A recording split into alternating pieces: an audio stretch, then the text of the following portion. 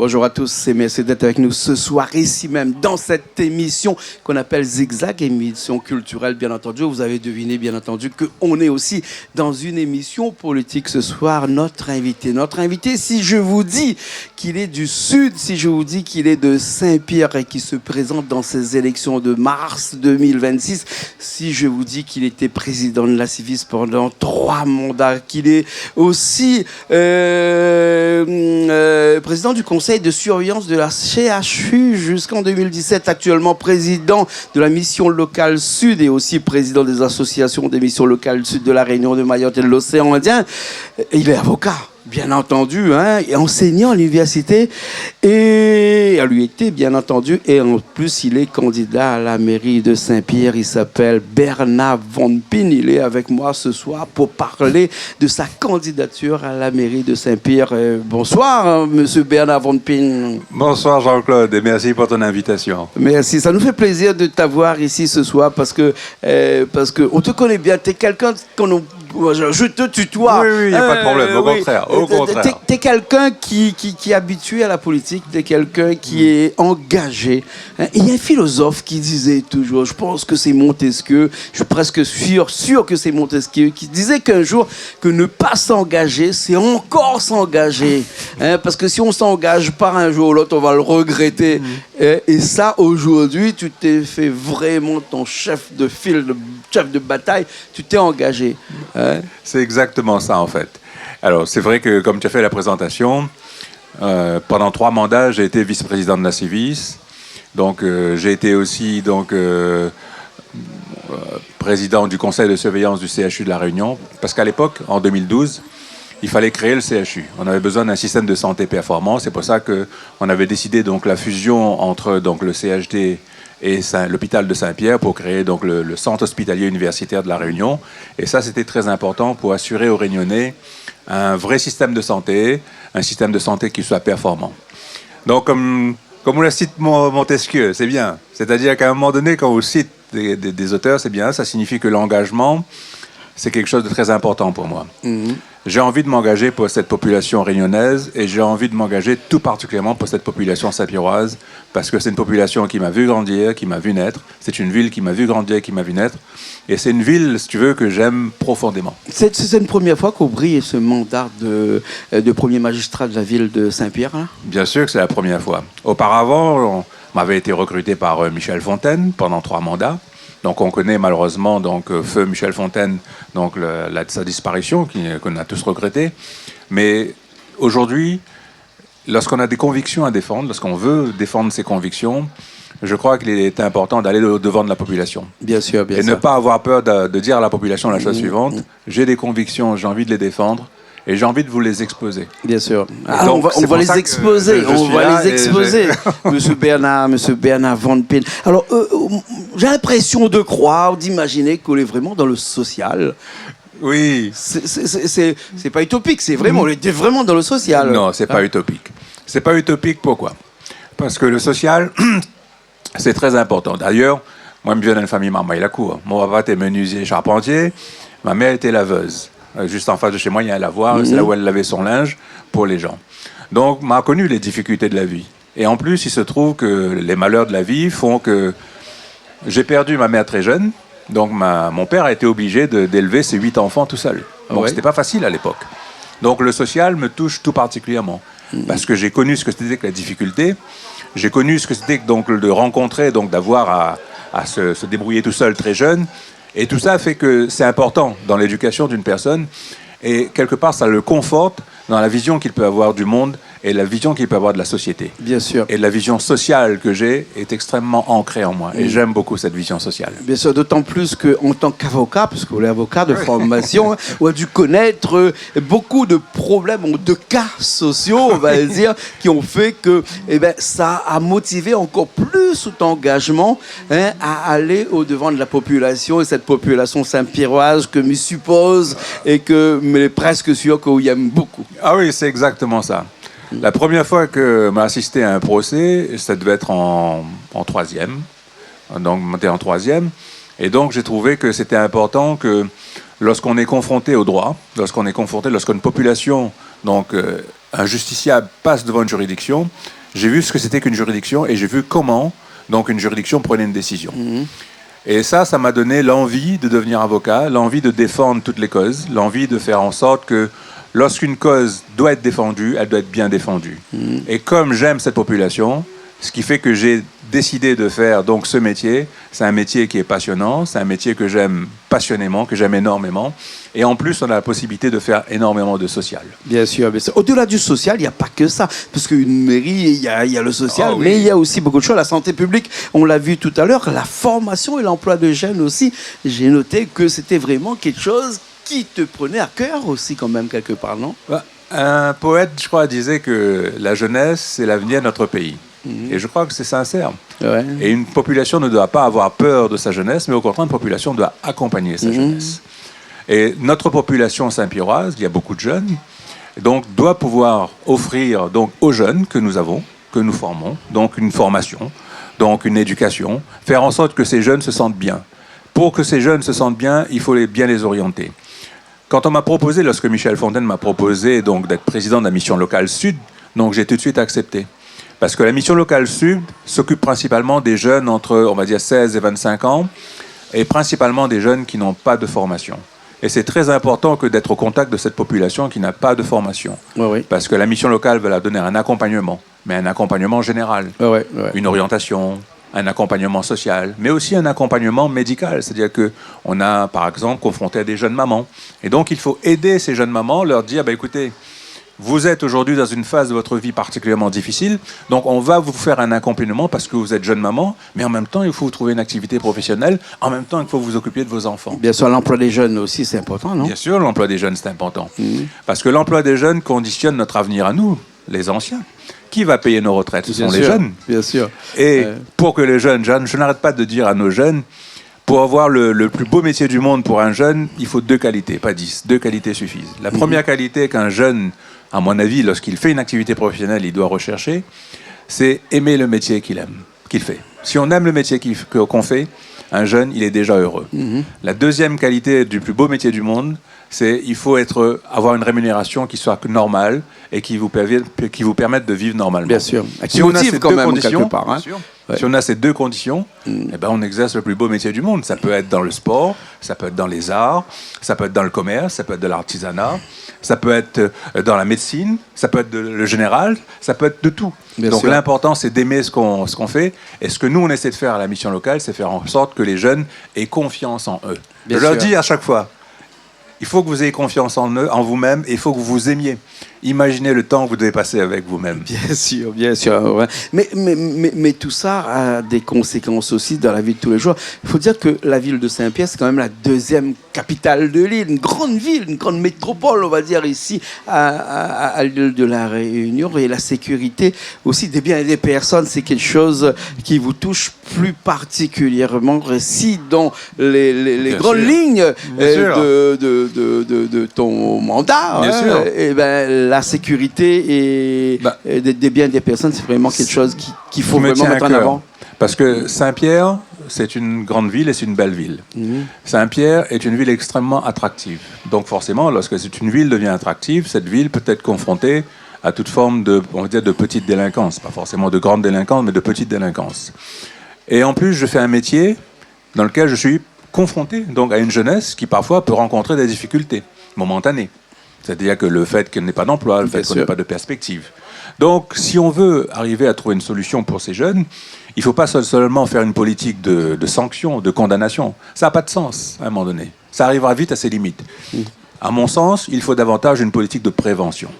Expliquer aux jeunes quelle est leur situation. Sensibilisation et prévention. Voilà, et prévention. Dire aux jeunes, si vous faites une formation et si vous parvenez à faire une activité que vous aimez et que vous aimerez dans l'avenir et qui vous permettra de gagner votre vie, vous n'aurez pas besoin de prendre des chemins de traverse. Ouais. Vous n'aurez pas besoin d'aller voir ailleurs. Vous serez bien dans votre situation et par conséquent, donc, vous allez grandir dans une société que vous aimez. Bien sûr, bien sûr. De manière plus pratique aussi, si vous voulez, pour assurer la sécurité des personnes et des biens dans Saint-Pierre, il faut aussi donc faire en sorte qu'il y ait une police municipale. Parce que cette police aura un rôle important à jouer.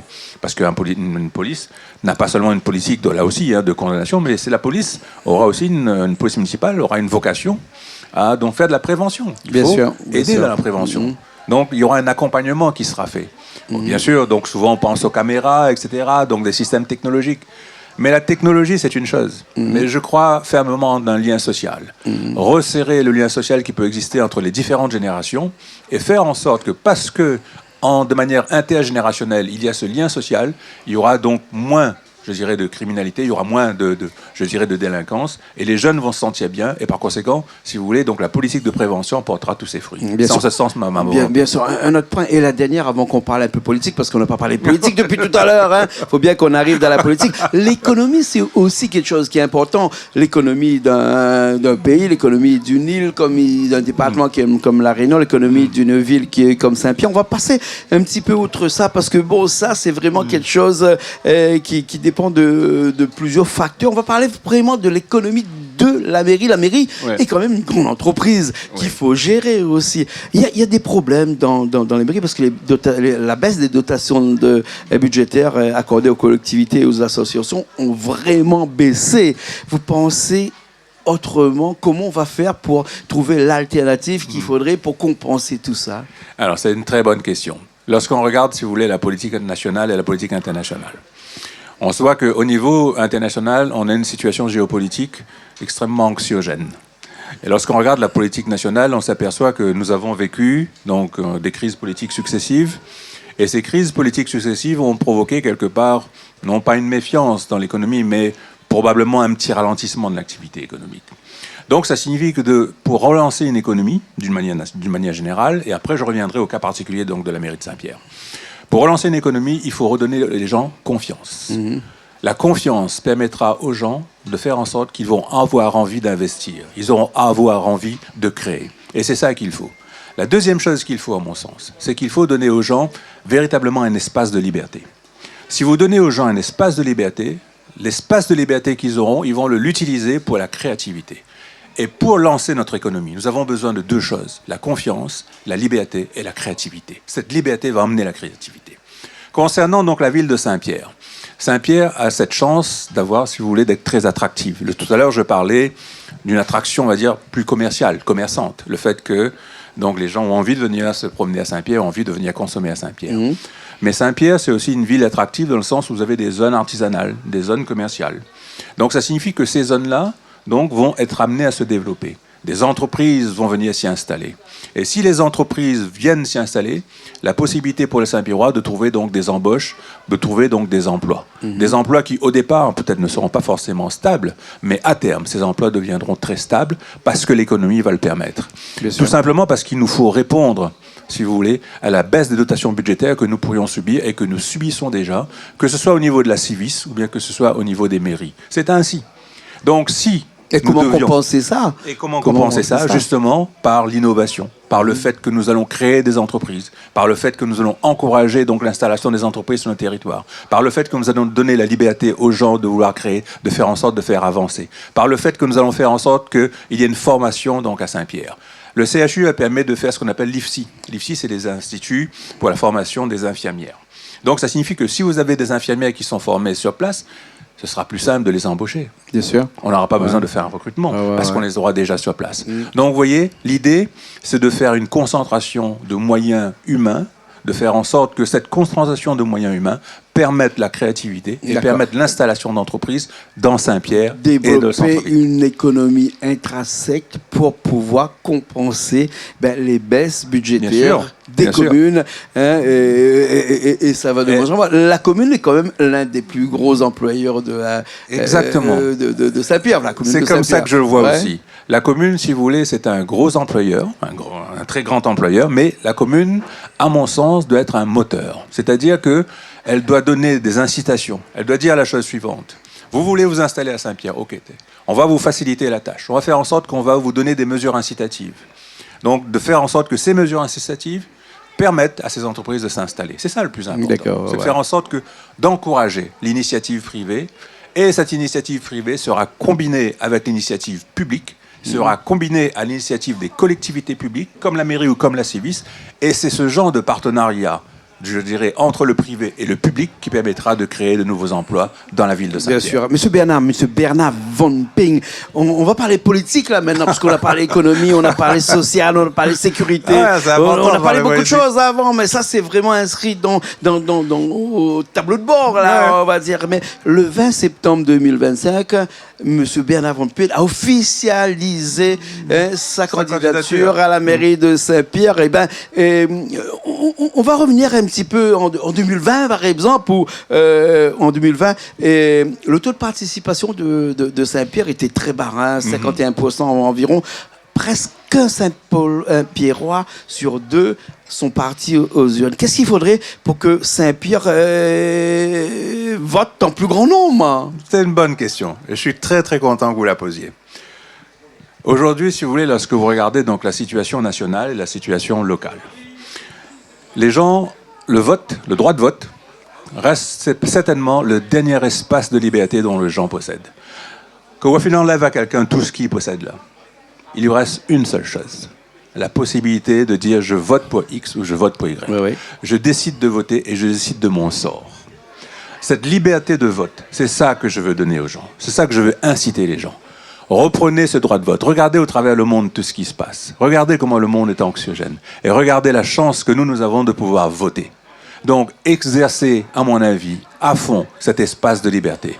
Et si vous exercez cet espace de liberté qui vous est réservé, qui vous est donné, qui vous est offert, c'est ainsi que vous allez reconquérir votre liberté. Parce que vous allez choisir la personne qui va vous représenter. Vous allez faire un choix pour ces 6 prochaines années. Et vous allez probablement, comme vous avez fait un choix volontaire, vous allez aimer ce choix et vous allez contribuer à développer cette ville que vous aimez et que nous aimons tous passionnément. Bien sûr. D'un point de vue plus, on va dire, politique, vous arrivez à la mairie de Saint-Pierre, là, vous avez quand même assez de tout concurrents en face. Il y a du gros, il y a du lourd. Comme on disait que les politiques critiques disent que aujourd'hui à Saint-Pierre, il y a David Lorion, il y a Emeline Kabedi qui sont plutôt un petit peu devant, qui vont se bagarrer à l'intérieur. Mais Bernard Von Ping se positionne comment là-dedans? C'est là aussi, c'est une très bonne question. Lorsque vous regardez les sondages se sont généralement trompés. On n'a pas encore de sondage, oui. C'est ce qu'on appelle les critiques politiques actuellement. Alors, si ce sont des critiques politiques, ça signifie que ces critiques politiques sont absolument pas fondées sur la volonté du peuple. En définitive, qui décide? C'est ni les sondages, ni les critiques politiques. C'est les urnes qui décident. C'est les urnes, bien sûr. Et là, on est en municipal, c'est complètement différent. Là, on vote pour un homme, là. Exactement. On l'aime bien, on l'aime pas bien. Voilà. On vote pas pour un parti, là. Le vote municipal, à mon sens, c'est un vote extrêmement particulier. C'est un peu comme les votes de la présidentielle. C'est la rencontre d'une population avec une personne. Ah oui. Il faut que cette population se reconnaisse dans la personne qu'elle a envie d'élire et qu'elle a envie de voir diriger cette ville. Ah oui. Et c'est ça où c'est le plus important. Un vote pour la législative, c'est différent. Parce que, si vous voulez, c'est une circonscription qui regroupe plusieurs villes. On vote pour un villes. parti, là. Voilà. Alors que là, les gens auront véritablement un espace de liberté qu'ils vont pouvoir exercer. Et maintenant, les critiques politiques, c'est-à-dire ceux qui, par exemple, sont dotés, ou par exemple, qui apparaîtraient comme étant une machine plus lourde ou meilleure que la nôtre. Ça, ce n'est pas la volonté du peuple. Ça n'a jamais été la volonté du peuple. Ouais. Ça, c'est une critique politique, c'est une volonté politique, mais c'est une volonté politique qui a peut-être été exprimée, mais cette volonté politique ne correspond pas à la volonté du peuple. Et bien souvent, vous regarderez dans l'histoire, la volonté politique n'a pas... Celle qui a été exprimée, on dirait... la vision qu'on avait n'est pas celle qui est sortie des urnes. Donc, et en même temps, il y a un aspect très, très personnel.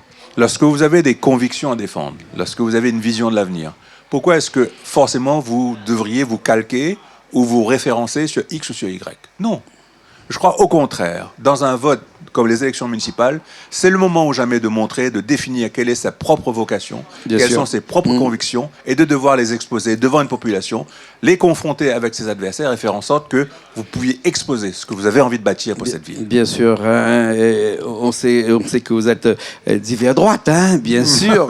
Mais la droite, il y en a beaucoup à Saint-Pierre là, qui vont être sur l'échiquier de cette balance électorale, on va dire.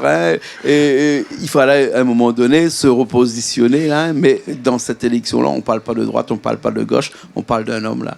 Très bien. Tout simplement parce que, si vous voulez, d'une manière générale, je crois que les gens sont fatigués, lassés d'être étiquetés, contingentés, classés, classifiés. Les gens ont au contraire envie de voir ce que vous proposez. Leur dire qu'ils sont de droite, gauche, vous avez vu vous-même, la majorité au niveau national est extrêmement composite. Le gouvernement est composé. Donc ça signifie, si vous voulez, que les gens n'ont plus envie qu'on les catégorise. Au contraire, encore une fois, on revient à l'espace de liberté dont ils peuvent avoir.